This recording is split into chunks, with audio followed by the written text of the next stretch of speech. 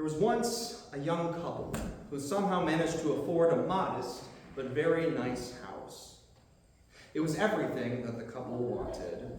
Nice hardwood floors in some places with soft carpeting in cozier rooms, a large walk-in cabinet in the kitchen, a good-sized backyard with a porch, multiple spacious bathrooms, a large bedroom with a secret passage to a little hidden retreat. This place was the bomb. And once they had acquired their new home, they set about decorating it. They put paintings on the walls. They had all these little tables with picture frames and aesthetic trinkets. They moved and or assembled furniture, and they converted a large part of the backyard into a garden.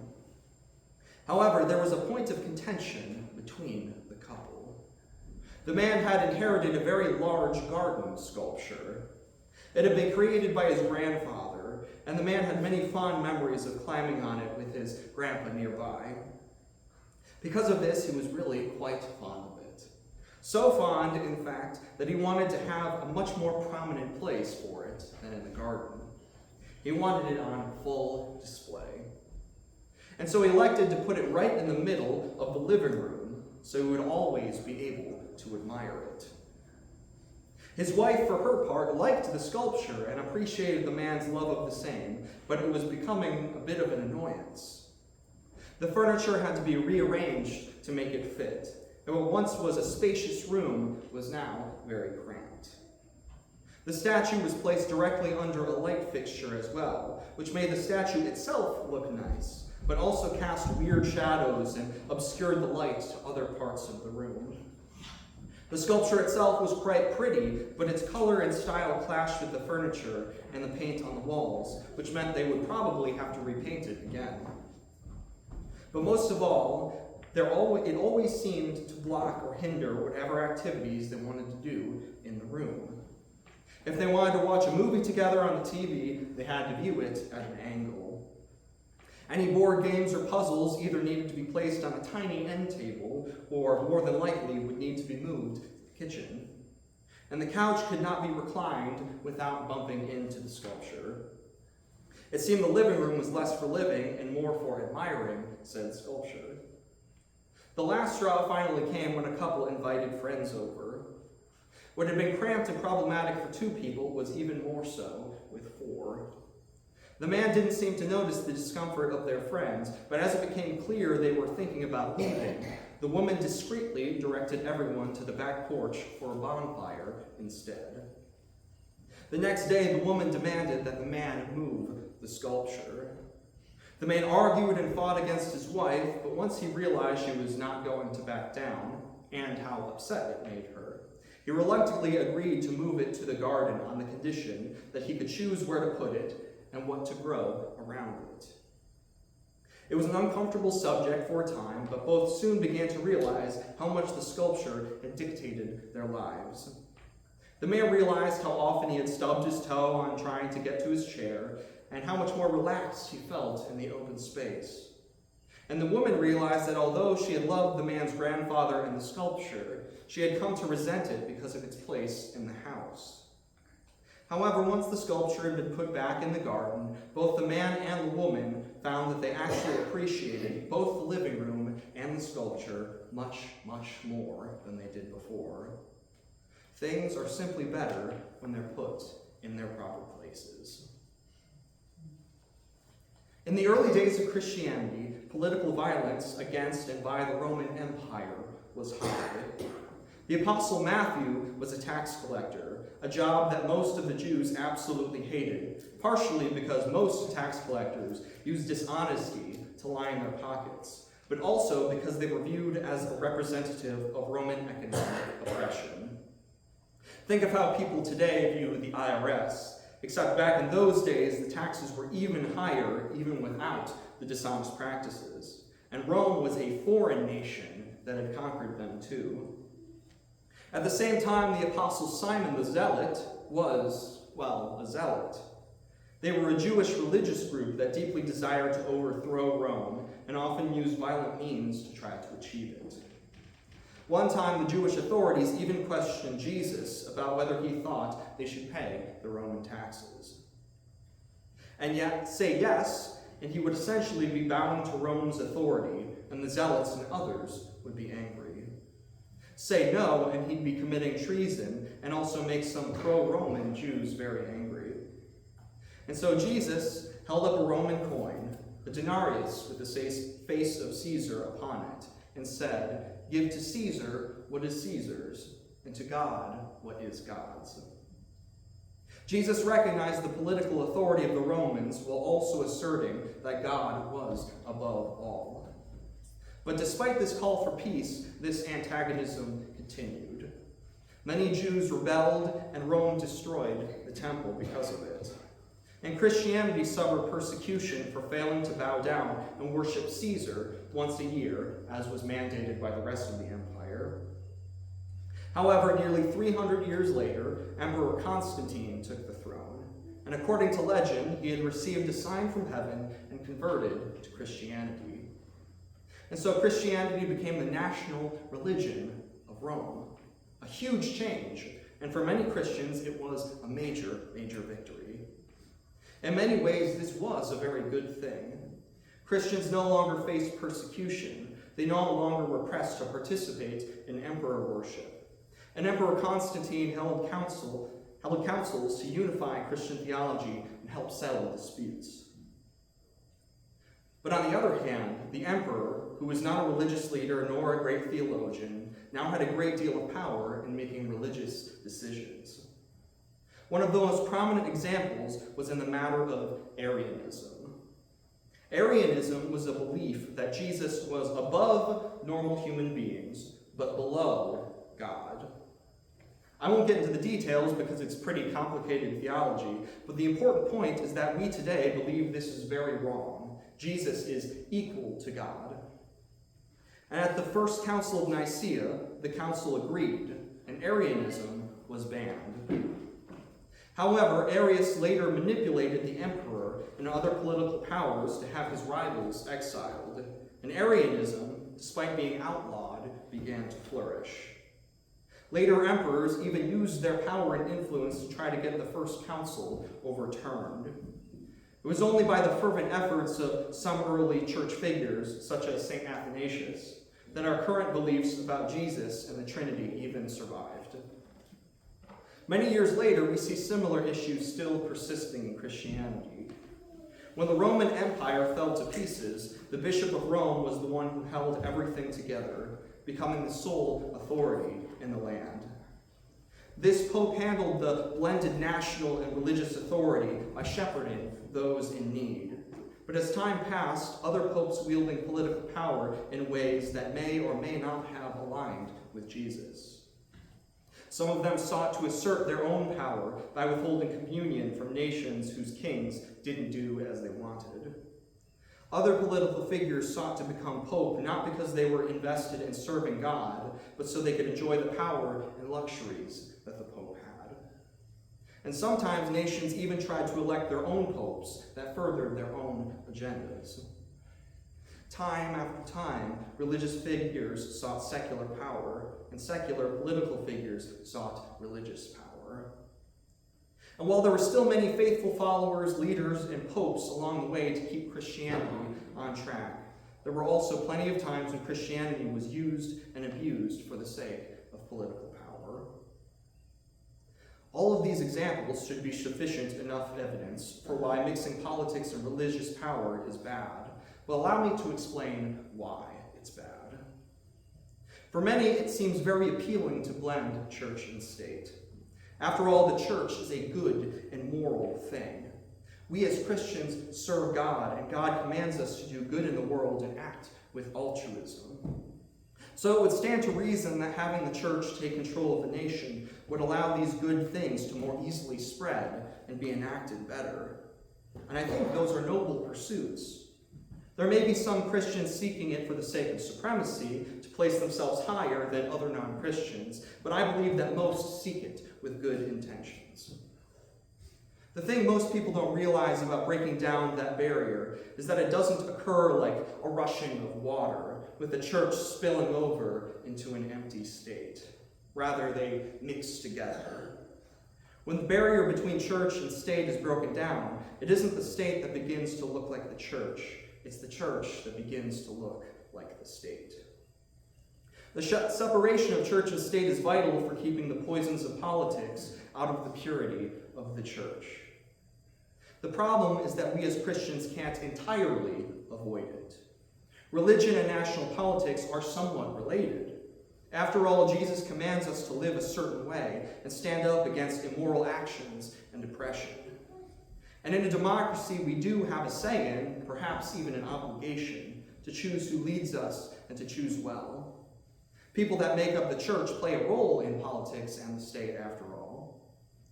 So the question remains, how do we as the church relate to the state? There are two major ways.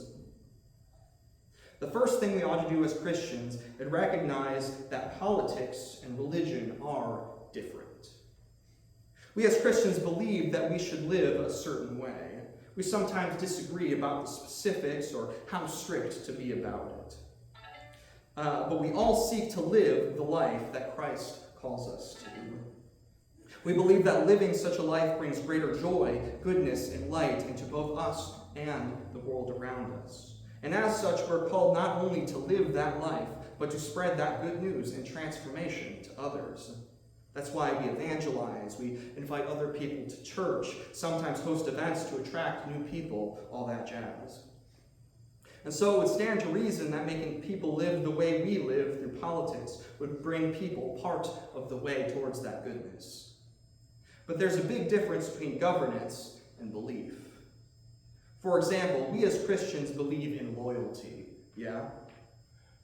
As such, it's immoral to cheat on romantic partners. Pretty simple, right? Even the grand majority of people outside Christianity know that cheating is wrong. But the argument gets a lot more complicated when we talk about whether or not it should be illegal. You have to define what cheating is in basically every situation. And different people will likely disagree on what cheating is. Is it cheating for a man in a relationship to hang out with a female friend? Is a hug cheating? Is calling or texting cheating? Do those same stipulations apply to coworkers, etc., etc.? In order to define what cheating is, you also have to define when it becomes a relationship. Is it when you first start texting? Is it the first date?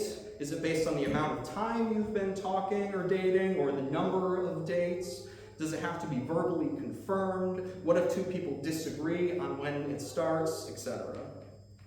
If it's illegal, what would the punishment be? Would it depend on what kind or the severity of the cheating? Would it be a fine? Would it be jail time? Would it increase for repeat offenders, etc.? And then you also have to take into account systemic issues, like people lying to punish rivals, sexism in the justice system, different levels of enforcement in different areas, etc. And then there are also issues that would result from such a law. No one would date anyone anymore because everybody would be too scared of being punished. And people in relationships basically couldn't interact with the opposite sex at all. Society would probably come to a screeching halt. Even for issues that we all believe are wrong, there is a huge amount to consider, and all sorts of people will have all sorts of opinions on it. Even though all Christians would agree that cheating is morally wrong, Christians would still have a ton of different opinions on whether or not to make it illegal, how to legislate it, how to enforce it, and all that other stuff. But politics are cutthroat. Many, if not most, politicians will look for any tool they can use to be in power, and religion is a dangerously powerful tool. With the previous example, a politician may appeal to Christianity to pass an anti-cheating bill. And they might say something like, you can't be a Christian if you oppose this bill. After all, how would a Christian be in favor of cheating? It's a tool meant to divide people, even to divide Christians, and to draw people in who would otherwise oppose them. Plenty of people would join such a politician because they want to be true Christians. But politicians aren't pastors. They have no religious authority to make that call. They only do it to manipulate Christians into supporting them. If the church and state were to blend, the church may be able to squeeze in some of its preferences and ideals. But if even religious leaders who have spent their lives studying the Bible end up disagreeing on a lot of points, how is any political figure going to legislate in a way that all Christians can agree on? That's what happened with the Roman emperors and Arianism. Emperors took the side of Arius, whom many church leaders disagreed with, and those emperors used their power to stamp out Christians who disagreed. For the Arian Christians of that time, this was a good thing. The emperor was furthering their cause, but others, including many Christians, suffered persecution and even exile. And if they had succeeded, one of the core tenets of our faith would be entirely different. Politics and religion can inform one another. They should, of course, but it's dangerous to assume that they are one and the same. And it's even more dangerous to allow a politician to dictate what your religious beliefs should be.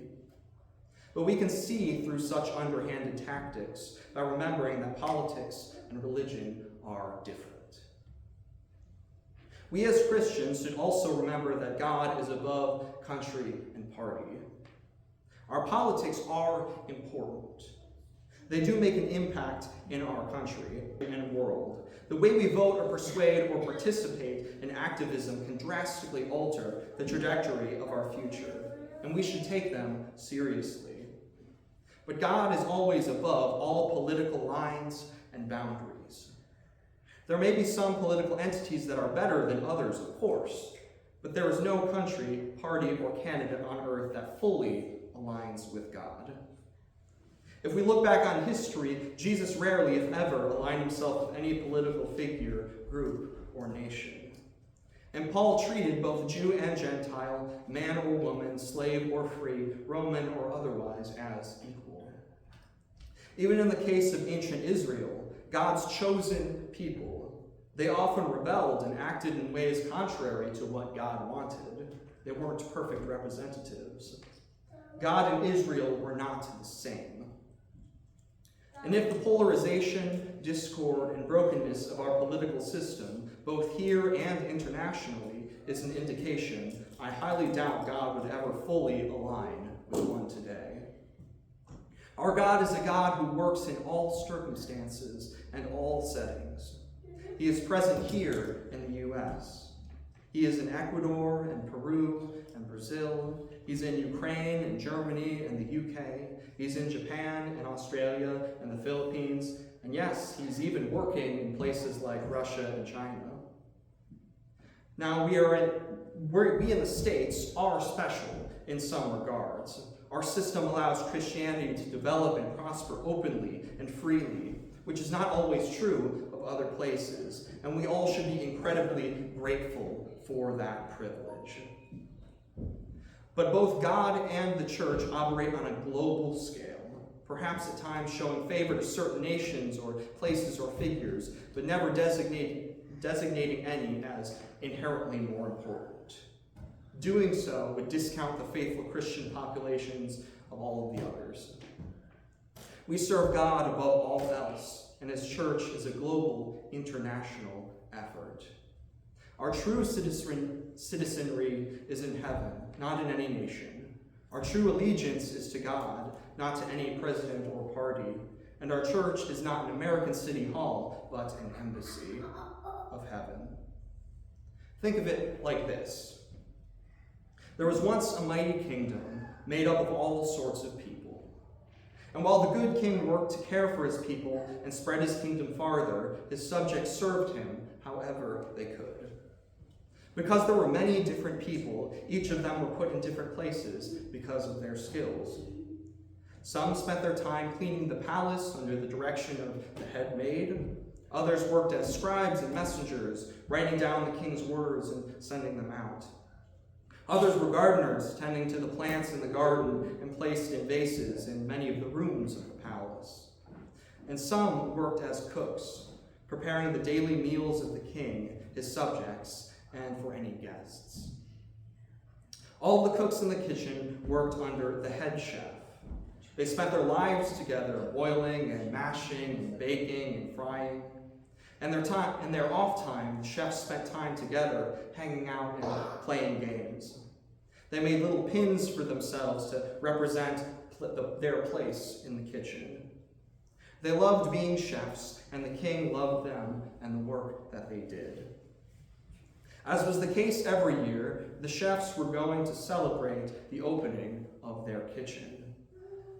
The chefs would serve the king, and after dinner was over, all of the chefs would gather in the throne room, and the king would recognize them for their achievements, and then he would send them to the ballroom he had prepared in one of the wings of the palace, where they would throw a huge party. There would be dancing and games and prizes and live performances. The head chef would give a speech. They would give out awards to some of the most dedicated or those who had achieved great things in the kitchen. It was a great time.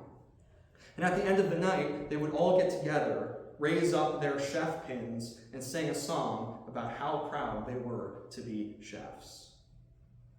However, this year, they got a little too excited.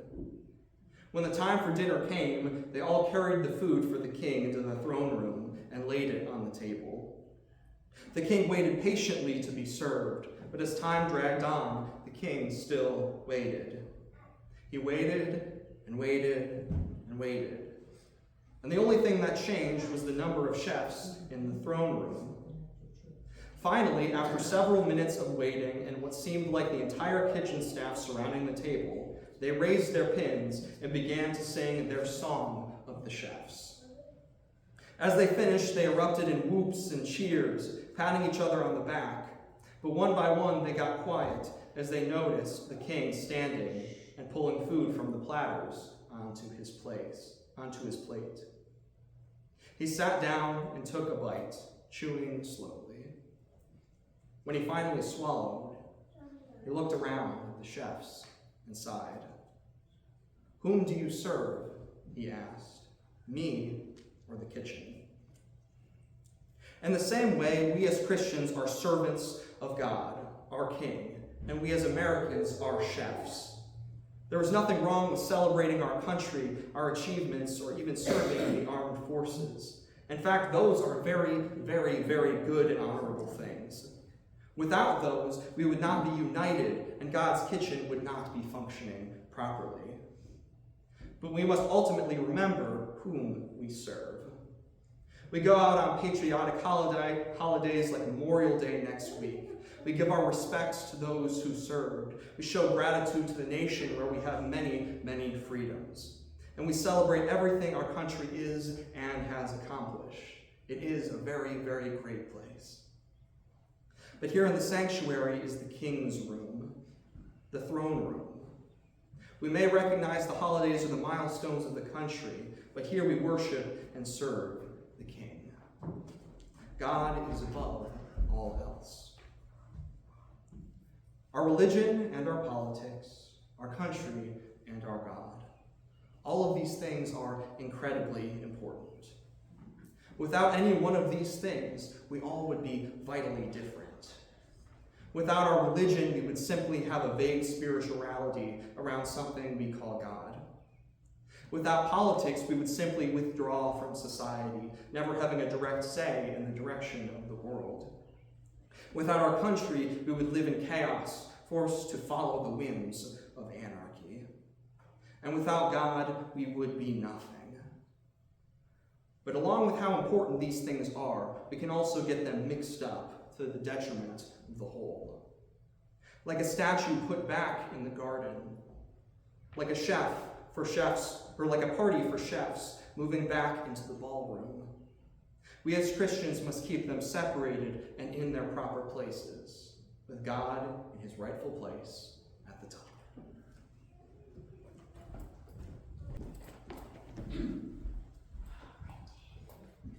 Would you bow and pray with me this morning? Dear Lord, help us to put things in their proper places. Help us to remember you above all else, to exalt you and only you. Lead us and guide us to be the people that you always wanted us to be, always strove for us to be, so that we might better serve you and serve your kingdom. So that you and we might bring it better into this world, bit by bit, piece by piece, so that we might all experience just a little bit of heaven. Lord, we pray this in your name, Jesus. Amen.